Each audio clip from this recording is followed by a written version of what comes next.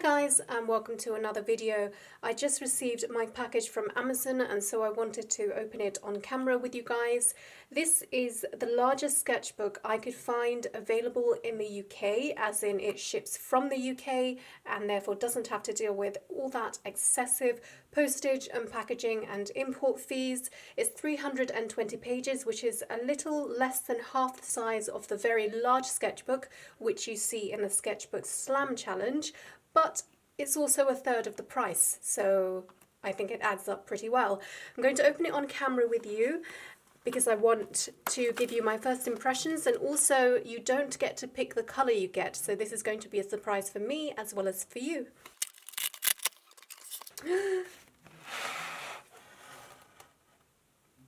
Okay, out of all of the colours, this was the least interesting to look at in the pictures, but I have to say in person it looks very beautiful.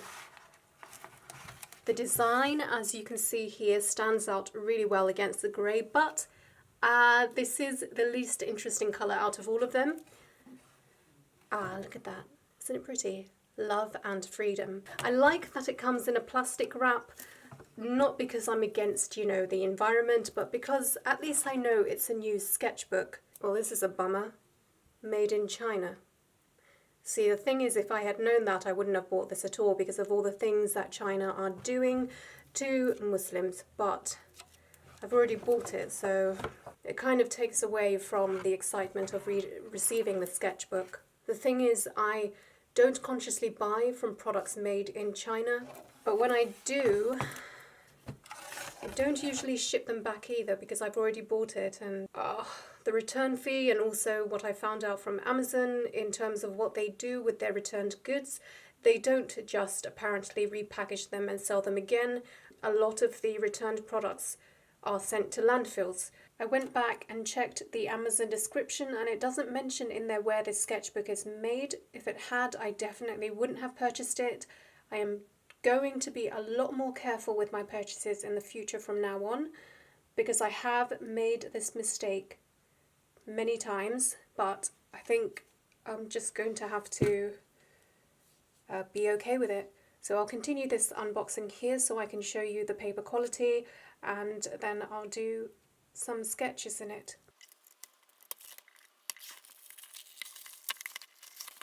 It has cream paper, and okay, it has a slight texture. I was feeling this first paper and wondering where the texture is, but that's just, the first paper that's usually made with something different.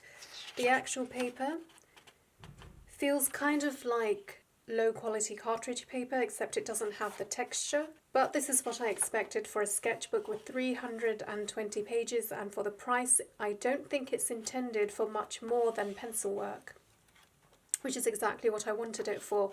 Lots of pages, but not of high quality or the highest quality, so that it doesn't break the bank and you can get a lot of practice sketches done. There's the pattern on it, which I think is very beautiful, and I love the fabric. It's a shame that I love it and hate it at the same time. It says love and freedom on it. Let my love, like sunlight, surround you and yet give you illumined freedom. And it's kind of ironic that China made something with the word freedom in it. Hi guys, I'm back again, this time with a voiceover recorded on my phone. I hope you don't mind, but I am being lazy by recording it on my phone because I don't feel like turning on my laptop to record using the microphone.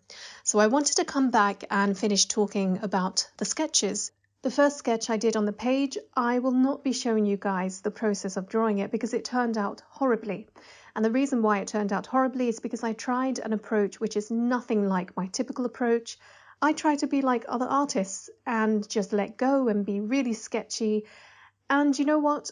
It's not for me. It never has been for me to just let go completely. I've always restricted myself somewhat because I do like the end result of whatever artwork I do, even sketches, to be somewhat aesthetically pleasing, which doesn't quite happen when I let go. I have to, unlike other artists, I have to think a little bit before I draw. That's just the way it is for me, and I think it will always be like that. I don't think I'll ever be able to completely let go. So that first sketch, you will see a picture of it at the end, but I won't be showing a video of it. With this sketch that went wrong, I didn't add any line variation, and I just went in and scribbled shading and scribbled the outline, and it's just not pretty. It's not nice. And I won't be doing that with my sketches again, even if it means I have to take a little bit longer with my sketches. In terms of the sketch you're seeing me doing on screen, as in the second sketch I started doing, that is in line with my normal style. The only difference is that, unlike usually where I erase all lines that are not relevant to the final drawing, this time I decided I'm going to leave in any pencil lines that I make, or I should say most pencil lines that I make. I did then go in with line variation, which I tend to enjoy doing, and that does take a little bit of time, but I'm willing to put it in because I like the way the sketch looks in the end.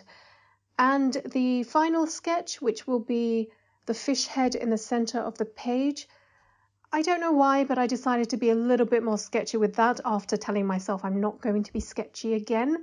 That final drawing is a combination of me thinking and being very particular about how I want things, and also letting go and just adding a bit of shading in. At first I didn't like the way I shaded it, but looking at the page as a whole, I think it works. I think it helps to draw the viewer into the center of the page before the viewer then looks around the page. In other words, it's like that.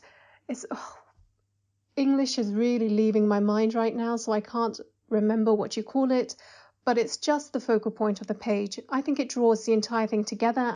Ultimately, I would say that from the first sketch I did on the page to the ultimate sketch, I did feel myself loosening up a little bit, but I think I have a long way to go, and we'll see. We'll see if this challenge allows me to loosen up. Also, something else that I should mention about the challenge, although the original rules state that 600 pages needed to be filled in, I think it was within 3 months, I'm not going to do that. And the reason why I'm not going to do that is because I deal with chronic wrist pains, and I don't think it's a good idea to put myself in a position where I'm just going to damage my wrists. So I have made alterations, just like an employer makes reasonable adjustments for disabled employees. I have made reasonable adjustments to ensure I can complete the Sketchbook Slam Challenge without injuring myself. That does mean that I am absolutely not going to complete 600 pages in 3 months. However, I will work towards it in the pace I am able to do, and yep, that might take years. It might take several years, but ultimately, as long as I improve, I think I'm meeting the original intention behind the challenge. Let me know if you think my changing of the rules is acceptable. The biggest weakness that I have is that I take too long to sketch, and I think that's a combination of just not sketching enough to practice, and also me not having memorized enough objects in the world to be able to draw it without reference. I do need to rely on reference, and ultimately that does mean that it takes me a lot longer to sketch. But hopefully by the end of this challenge, I will speed up my sketching pace and also learn to draw a variety of things. Don't think I have anything more to say for this video, but I would love to hear what your thoughts are on my sketching and how you think I can improve on speeding up my sketches. And that's it for this video. Thank you guys for watching, and I will see you next time.